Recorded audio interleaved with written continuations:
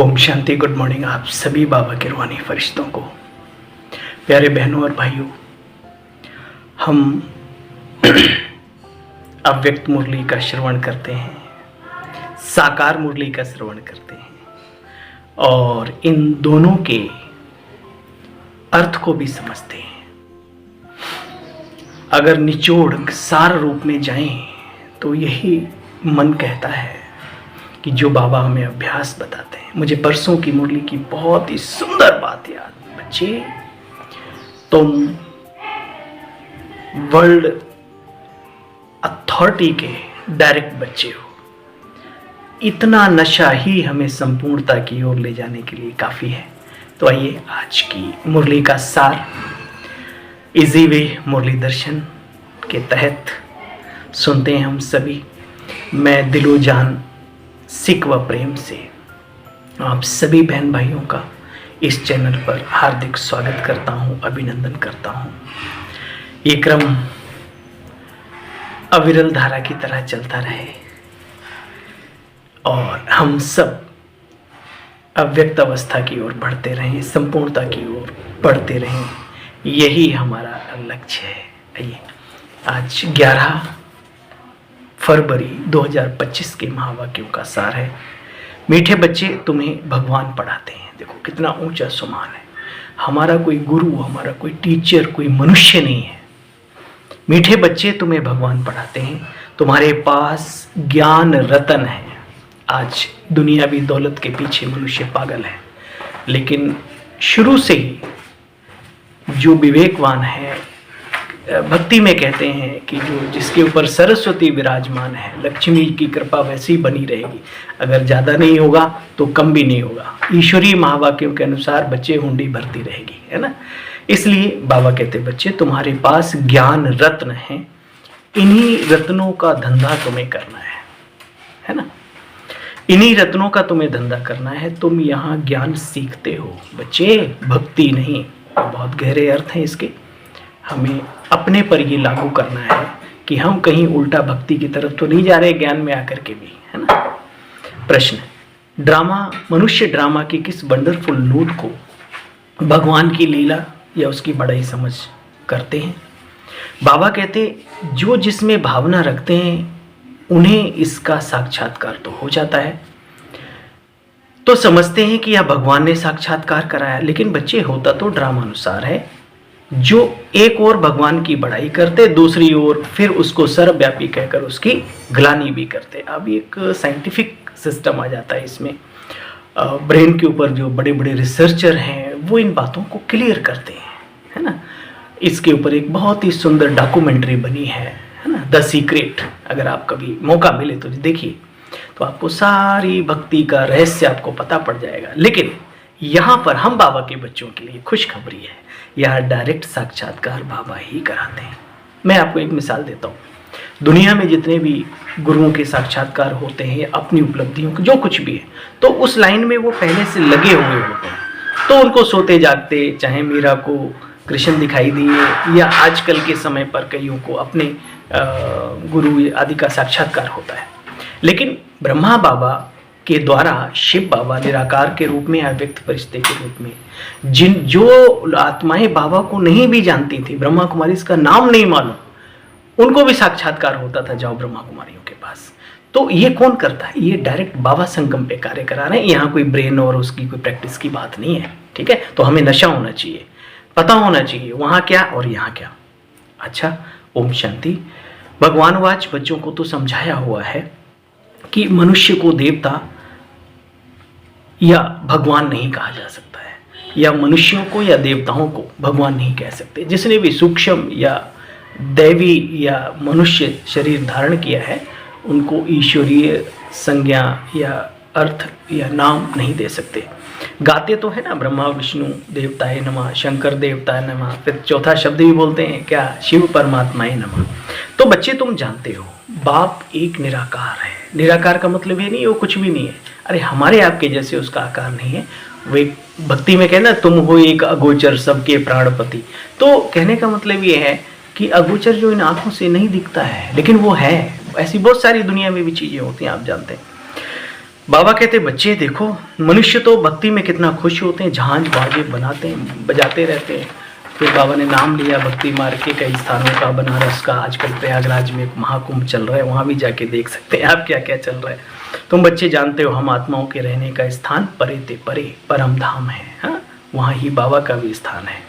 एक बहुत ही सुंदर बात याद आती है मुझे, गीता के अंदर जो कि सर्वशास्त्रों में शिरोमणि है, उसमें एक क्लियर लिखा हुआ है कि हे अर्जुन, मेरा जो धाम है वो परम धाम है, स्वप्रकाशित लोक है। स्वप्रकाशित मीन्स वहाँ ना चांद, ना सूर्य, ना तारागण, किसी का वो रोशनी नहीं है।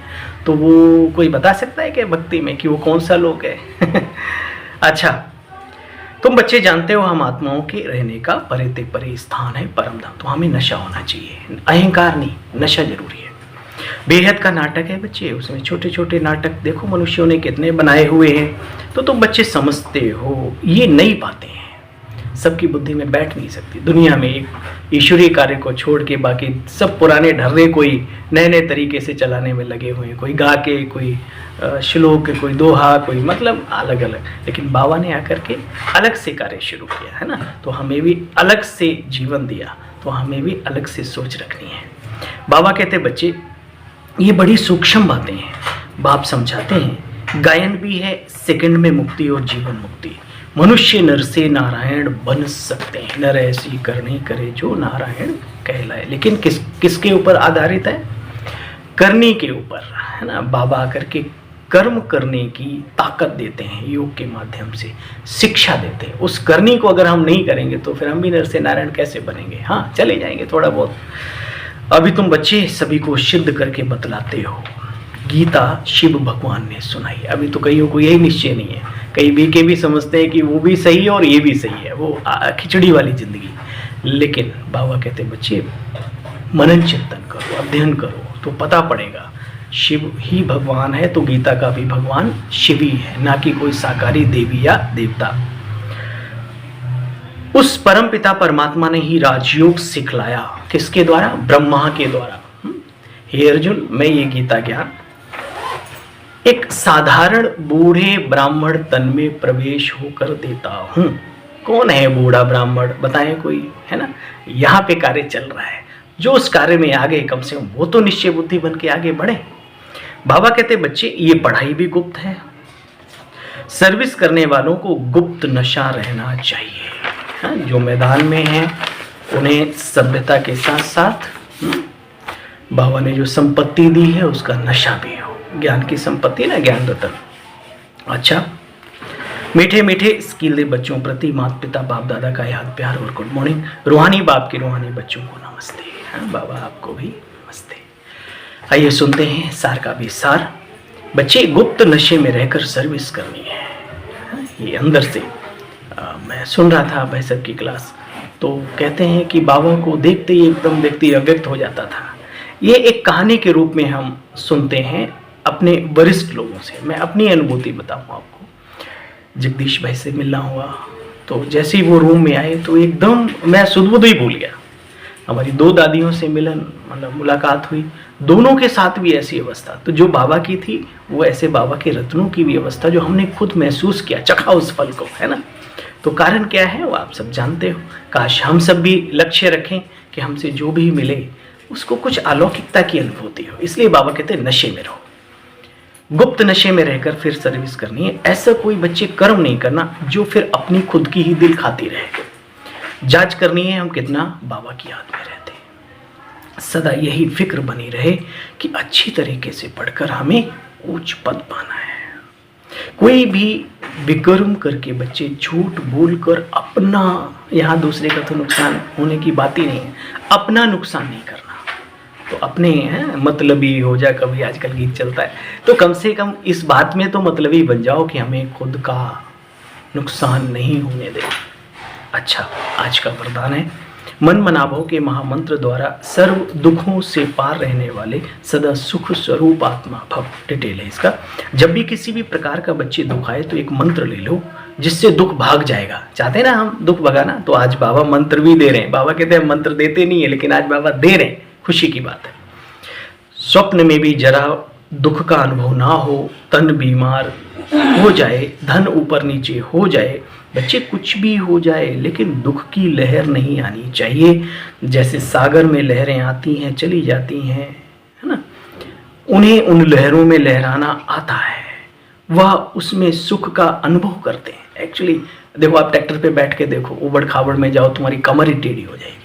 और अगर आप लग्जरी कार में बैठे हो, हाँ, तो गड्ढे भी क्या है, आनंद की अनुभूति कराते हैं। तो ये हमारी सोच पर डिपेंड करता है कि हम कैसे अपनी ज़िंदगी को लेते हैं, ज़िंदगी में परिस्थितियों को लेते हैं। बाबा कहते हैं बच्चे खेल कर रहे हैं, ये मंत्र है, ये सोचो कि हम ये खेल कर रहे हैं। तो सागर के बच्चे सुख स्वरूप होकर के दुख की लहर कभी ना आए। हाँ, आप सब जानते हैं हमारे हिंदुत्व भारतीय संस्कृति में, सनातन संस्कृति में एक बहुत ही अच्छी बात बताई गई है कि विष्णु जी शेषनाग पर लेटे हुए हैं और गीता का अध्ययन कर रहे हैं, मनन चिंतन कर रहे हैं, आत्म मंथन कर रहे हैं। तो ये सब सीखने की चीज़ें हैं। और एक गहरी बात बाबा कहते हैं कि जो वक्त है वो रुकता नहीं है, अच्छा हो या बुरा हो, यह भी गुजर जाएगा, है ना, दुनिया की कहावत है। और बाबा भी यही कहते, धैर्य रखो। स्लोगन है, हर संकल्प में दृढ़ता की विशेषता को प्रैक्टिकल में लाओ तो बच्चे प्रत्यक्षता होगी। किसकी? अरे बाबा की चिंता नहीं करो, बाबा प्रत्यक्षता अपनी चुटकी में कर लेगा। अपनी फिक्र करो, आपको भी तो देवी देवता रूप में प्रत्यक्ष होना है ना। हर संकल्प में दृढ़ता की विशेषता हो को प्रैक्टिकल में लाओ तो प्रत्यक्षता हो जाएगी। आजकल एक बहुत ही सुंदर पॉइंट्स आ रहा है, आप सब जानते हैं। अव्यक्त इशारों से एकांत प्रिय बनो, एकता और एकाग्रता को अपनाओ। बाबा कहते हैं स्व उन्नति में, सेवा की उन्नति में एक ने कहा दूसरे ने हांजी किया। कईयों की आदत होती है ना, बड़ों की भी मानते नहीं है वो। अरे जो बड़े बोलते हैं वो सोच समझ के ही तो बोलते हैं ना, उसमें हांजी करने में क्या दिक्कत है। दूसरे ने हांजी किया, ऐसे सदा एकता और दृढ़ता से बच्चे आगे बढ़ते चलो। जैसे दादियों की एकता और दृढ़ता का संगठन पक्का है, ऐसे आदि सेवा के रत्नों का संगठन भी पक्का हो, इसकी बहुत बहुत अभी आवश्यकता है ना।